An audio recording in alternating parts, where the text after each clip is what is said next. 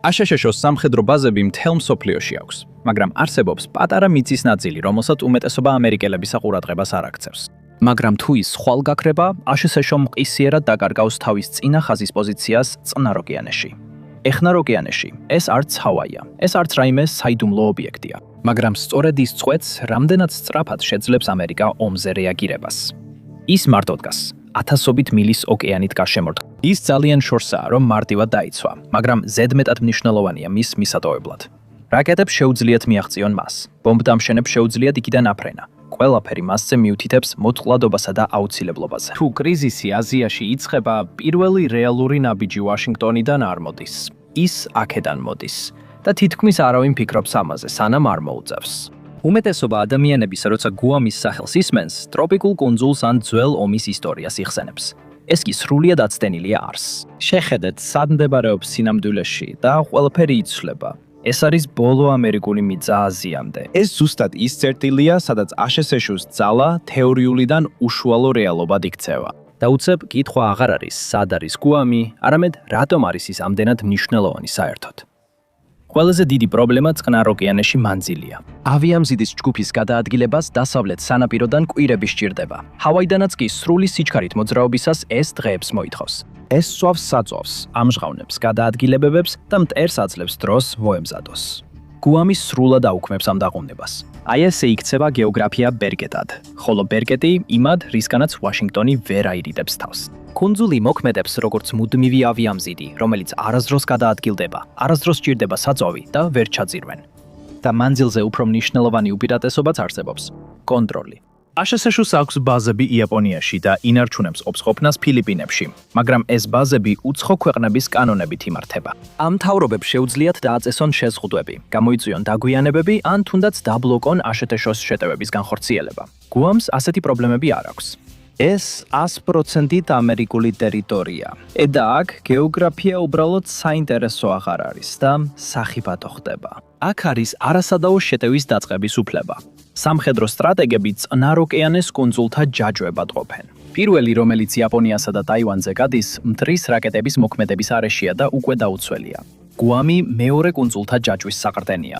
ის იმდენად უკან მდებარეობს, რომ ადრეული გაფრთხილების შესაძლებლობას იძლევა, მაგრამ საკმარისად ახლოსაა, რომ მყისიერად უპასუხოს დარტყმით. ეს ბალანსი მას შეუცვლელს ხდის. ეს გეოგრაფია ეხლა სრულიად ახალ ომის სტრატეგიას აყალიბებს. ძალების ერთ ადგილზე კონცენტრირების ნაცვლად აშშ მათ სხვადასხვა წერტილზე ანაწილებს. მეზობელ ტინიანსა და საიპანზე პატარა კუნძულები შენდება ან აღდგება. გუამი ხდება ჰაბი. დანარჩენი ყველაფერი კი მისი განშტოებებია. თვითმფრინავები განაწილებულია, იარაღი გადაადგილებულია, დაადგილებულია.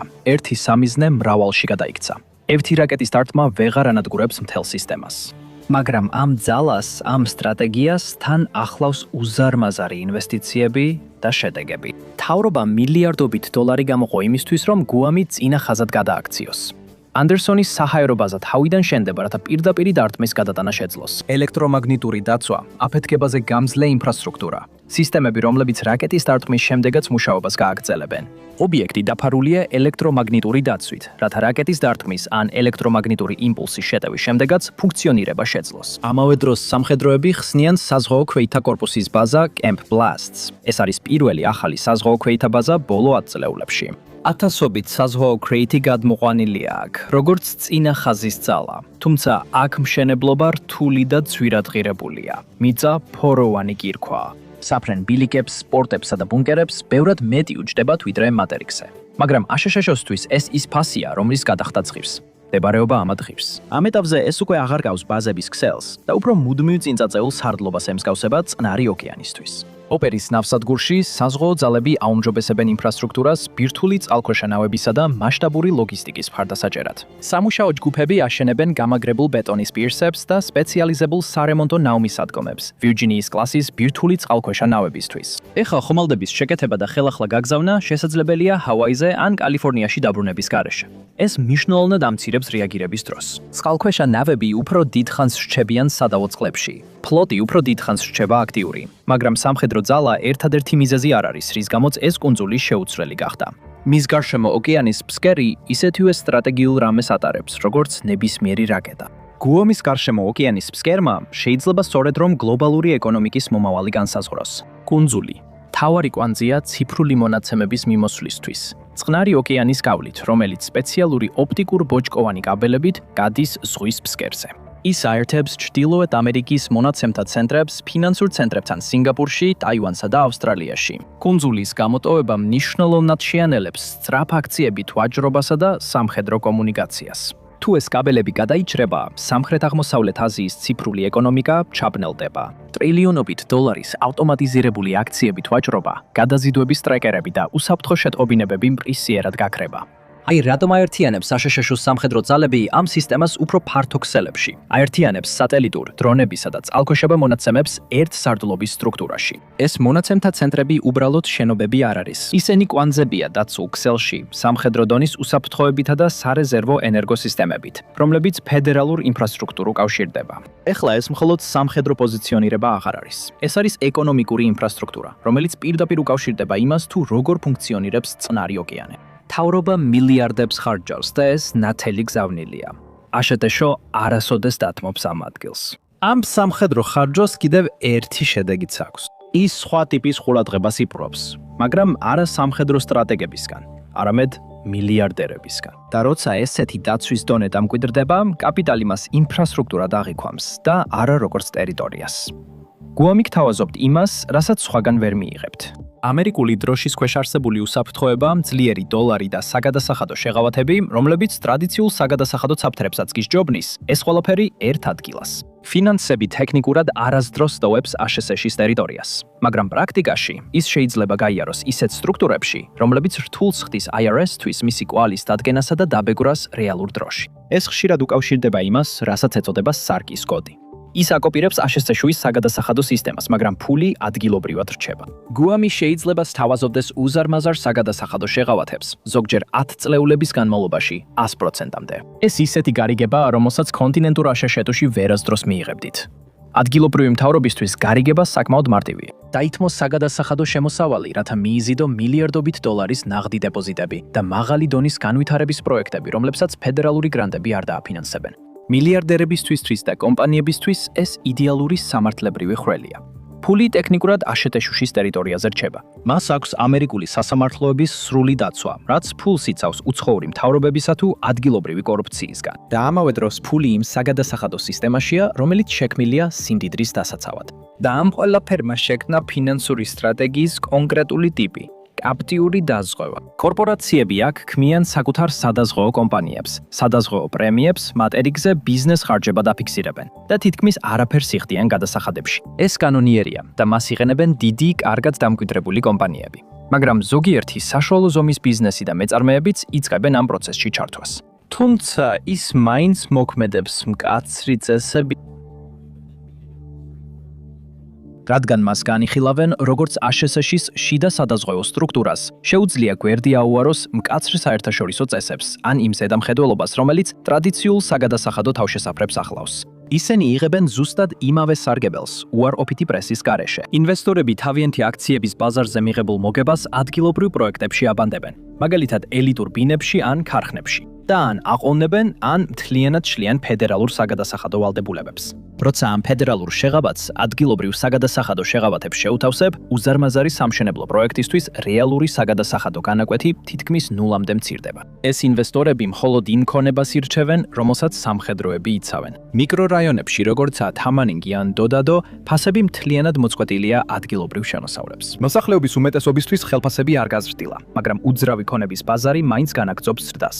მაღალი ინფლაციისა და სუსტი ვალუტების პირობებში მთელ მსოფლიოში ფიზიკური მიწის ფლობა, რომელსაც აშშ-ს სამხედროები იცავენ, ბევრად უფრო უსაფრთხოა, ვიდრე სახელმწიფო ობლიგაციების ფლობა. SM ჯგუფმა ფილიპინებიდან აგრესიულად შეიძინა მიწები და კომერციული ობიექტები, რომლებიც ადრე ადგილობრივი ბაზრისთვის ძალიან ძვირი იყო.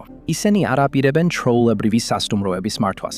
ისინი უბრალოდ იყენებენ ამ მიწას როგორც უსაფრთხო ადგილს, თავიანთი ფულის დასაბანდებლად. სიმართლე რომ ვთქვათ, ეს სრულიად ლოგიკურია. ინვესტორები ხედავენ ზუსტად იმავე სამხედრო საფრთხეებს, რასაც გენერლები ხედავენ. ისინი ფიქრობენ, რომ აშშ-ის ტერიტორია, რომელსაც მასიური თავდაცვითი განახლება უტარდება, არის აბსოლუტურად ყველაზე უსაფრთხო ადგილი დედამიწაზე, სადაც შეიძლება სიმდიდრის დამალვა გლობალური კრიზისის დროს. ისევ იმავე რაკეტები, რომლებიც ამ კუნძულზეა მიმართული, არის მიზეზი, რის გამოც მილიარდერები აქეთ გადმოაქვთ ფული. სანამ დიდარი ინვესტორები ქონებას ზრდიან, ჩვეულებრივი ადამიანები ამ სამხედრო ეკონომიკის წეწოლას გრძნობენ. სამხედროები ათასობით სახლს აშენებენ თავიანთ ბაზებში, მაგრამ შემოსული ჯარისკაცების რაოდენობა მაინც გადადის ადგილობრივ ქალაქებში. სამხედრო მოსამსახურეები, რომლებიც ადგილობრივ საცხოვრებელ ბაზარზე შედიან, იღებენ ფედერალურ საცხოვრებელ შემწეობას, რომელიც ხშირად თვეში დაახლოებით 2500-დან იწყება. ეს სახელმწიფო ფული ქირის ფასებისთვის ხელოვნურ საფუძველს ქმნის. ის სამხედრო დამქირავებლებს აძლევს ძალას, ზუსტად იმავე სახლებზე ადგილობრივ ოჯახებს ფასში გადაასწრონ. ერთოჯახიანი სახლის საშუალო ფასი 2026 წლის დასაწყისში $452,000-ზე მეტი გახდა. ადგილობრივი საშუალო კლასისთვის, მასწავლებლებისთვის, მედდებისთვის და სახელმწიფო მუშაკებისთვის, რომლებიც ქალაქს ამუშავებენ, ეს გათვლა უბრალოდ აღარ გამოდის. საკუთარი სახლის ფლობის ოცნებამ მსხვერპლად ეწირება თავდაცვის ბაზრის ლოგისტიკის მხარდასაჭერად, მაგრამ იგივე ღირებულება, რაც მას იცავს, ასევე მიზანში აყენებს მას. თანამედროვე ომში მტერი მილიარდებს მხოლოდ მაშინ ხარჯავს სამიზნის გასანადგურებლად, თუ მისი განადგურება მეორე მხარის ბრძოლის უნარიანობას ანადგურებს. და ჩინეთი პირდაპირ ამ პატარა წყნარი ოკეანის კუნძულზე უმიზნებს თავის რაკეტებს. DF-27 რაკეტა სწორედ ამ ადგილის დასარტყმელად შეიქმნა. თავდაცვის ექსპერტები მას გუამის მკვლელს უწოდებენ. მას შეუძლია 2500 მილის დაფარვა და ბირთვული ქობინების გადატანა. ის უფრო სწრაფია. ის დაბლა დაფრინავს და მისი თვალთვალი უფრო რთულია. ის შექმნილია ტრადიციული რაკეტსაწინააღმდეგო თავდაცვის სისტემების ასარიდებლად და სწორედ ეს არის პარადოქსი. რაც უფრო საშიში ხდება ეს კუნძული, მით უფრო ფასეული ხდება ის. ამის წინააღმდეგ აშშ აშენებს $8 მილიარდი ღირებულების რაკეტსაწინააღმდეგო თავდაცვის სისტემას, მრავალფენიან ფარს, რომელიც აერთიანებს რამდენიმე ჩამჯერ სისტემას მთელ კუნძულზე. ის აერთიანებს რამდენიმე რაკეტურ ბატარეას ერთ კომპიუტერულ ქსელში. თავარი მიზანია დაბლოკოს თავდასხმა, როდესაც ათობით მტრის რაკეტა ერთდროულად ყველა მიმართულებიდან ჩამოიშლება. ამერიკელი გადასახადის გადამხდელები აფინანსებენ ყველაზე თანამედროვე რაკეტსაწინააღმდეგო ფარს, რომელიც ოდესმე აშენებულა ერთ კუნძულზე. და როდესაც კერძო საინვესტიციო ფონდები აქ მონაცემთა ცენტრებსა თუ გადაზიდვის ინფრასტრუქტურაში შედიან, ისინი მოქმედებენ თავდაცვის ქოლგის ქვეშ, რომლის ღირებულება გარშემო არსებულ ეკონომიკებზე მეტია. საომარი ძალები იცავენ კუნძულს და სწორედ ეს უსაფრთხოებაა ის, რაც კერძო კაპიტალს უფრო მყარად ამაგრებს, რაც სიტუაციას გარდაუვალ მნიშვნელობას ანიჭებს. კუნძული, რომელიც ზესახელმწიფოს ფრონტის ხაზად იქცევა, არასდროს მომხდარა იქ უკვე მცხოვრები ხალხისთვის ფასის გარეშე.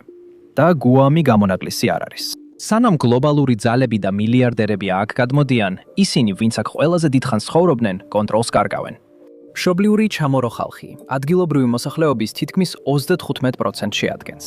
მათი ისტორიული მიწის უფლებები პირდაპირ ეჯახება სამხედრო საჭიროებებს. მათ შეზღუდული პოლიტიკური ძალა აქვთ, ეკონომიკურად ჩამორჩებიან. ყველაზე ღრმა ფესვე და ეს ყველაფერი ვითარდება რადარის გუმბათების ქვეშ მიწაზე. სამხედრო გაძლიერება ანადგურებს უძველეს ისტორიულ ადგილებსა და ბუნებრივ რესურსებს. 2011 წელს საზღვაო ძალებმა ხელი მოაწერა შეთანხმებას ადგილობრივ მემკვიდრეობის დაცვის ოფიცრებთან. ამან ბიუროკრატიული ბარიერები მოხსნა და ისტორიული მიწების გაწმენდა გაამარტივა. მაგუაზე საბრძოლო სროლის პოლიგონის ასაშენებლად სამუშაო ჯგუფებმა ათასობით უძველესი და კულტურულად მნიშვნელოვანი არტეფაქტი ამოთხარეს და გაანადგურეს. ბულდოზერები ასწორებდნენ 4000 წლის ტყეებს რადარის გუმბათებისთვის ადგილის გასათავისუფლებლად. ყველაზე დიდი ბრძოლა ტარაგუეს სანაპიროზე მიმდინარეობს. ადგილობრივი ჯგუფი სახელად ფრიდაი ლიტეკიანი ცდილობს შეაჩეროს სამხედროები, რომლებსაც სურთ ღიად სისქოშა აფეთქონ ძველი ბომბები. ისინი ასევე ეწინააღმდეგებიან ახალ სასროლეთებს, რომლებიც აშენდა ჩრდილოეთ გუამლენზის აკვიფერზე. ეს მიწისქვეშა წყლის რეზერვუარი კუნძულს სუფთა სასმელი წყლის 80%-ს აწვდის. ქიმიკატები სწრაფად შეიძლება შეიწოვოს ქვამ და გაანადგუროს წყლის მარაგი. და რადგან კუნძული იზოლირებულია, აკვიფერის დაკარგვა კატასტროფული იქნება. სამხედრო ბაზების გაძლიერებამ კუნძულზე ისეთი იერარქია ჩამოაყალიბა, რომლისთვისაც ხმა არავის მიუცია. ზედა საფეხურზეა სამხედრო სამრეწველო კომპლექსი, შეუზღუდავი დაფინანსებითა და ფედერალური დაცვით. მათ ქვემოთ ადგილობრივი საშუალო ფენა დგას, რომელიც იტანს ინფლაციას, რომელსაც თავდაცვის კონტრაქტორების ხელფასები ქმნის. და ბოლოს, ყველაზე ქვემოთ, ათასობით მიგრანტი მარშალის კუნძულებიდან, მიკრონეზიიდან და პანდა-პალაუდან, რომლებიც ასრულებენ მძიმე და და დაბალ ანაზრაურებად სამშენებლო სამუშაოებს, რაც ამ სისტემას ამუშავებს და ცხოვრობენ რაკეტსაწინააღმდეგო ფარის ქვეშ, რომელიც მათთვის არაუშენებიათ. 2026 წლის მოვლენები საბოლოოდ განსაზღვრავს კუნძულის ზუსტ როლს ნებისმიერ მომავალ ომში. საჰაერო და რაკეტსაწინააღმდეგო თავდაცვის გეგმა იურიდიულად დამტკიცებულია და პირველი კონტრაქტები სწრაფად ხორციელდება. ახალი ინვესტორებისთვის იაფად შესყიდვის დრო უკვე გასულია. სამხედროები გეგმავენ კუნძულზე საზღვაო ქეითა ლიტორალური პოლკის განთავსებას. ვაშინგტონი ამ კუნძულს აბსოლუტურ წინა ხაზად აღიქვამს და არასარეზერვო ბაზად. თუ შეერთებულ შტატებს სურს აზიაში სამხედრო ძალის პროექცირება გააგრძელოს, სწორედ ეს 30 მილიონი კლდოვანი მონაკვეთი უნდა შეინარჩუნოს. მთავრობა გეგმავს მომდევნო 10 წლის განმავლობაში მილიარდების დახარჯვას ინფრასტრუქტურაზე. არც ერთი მომავალი პრეზიდენტი არ დატოვებს ასეთ ინვესტიციას. კუნძული, რომელსაც უმეტესობა ამერიკელების აყურადღებას არ აქცევს, სწორედ ისაა, რაზეც დანარჩენი მსოფლიო იბრძვის. ვაშინგტონმა დაასხა ბეტონი და დაამონტაჟა რადარები. პეკინმა დაპროგრამა თავისი ჰიპერსონიკული რაკეტები და გაგზავნა გემები ფილიპინების ზღვაში. და იქაურ ძირძველ მოსახლეობას უწევს გაუმკლავდეს მასიური სამხედრო შახმატის თამაშის შედეგებს, რომელიც ათასობით მილის დაშორებით დაიგეგმა. ვინც ამ კუნძულს ფლობს, მომდევნო 50 წლის განმავლობაში ის აკონტროლებს წყნარ ოკეანეს. ამიტომ გუამი არის ის ადგილი, სადაც ძალთა ახალი ბალანსი გადაწყდება. მადლობა, რომ დღეს შემომიერთდით. იმედია ვიდეო მოგეწონათ და თუ გსურთ მეტი ესეთი ვიდეოს ნახვა, გთხოვთ გამოიწეროთ არხი და ჩართოთ შეტყობინებები. ეს ნამდვილად დიდ განსხვავებას ქმნის. კიდევ ერთხელ მადლობა და მომავალ შეხვედრამდე MapPack-ზე.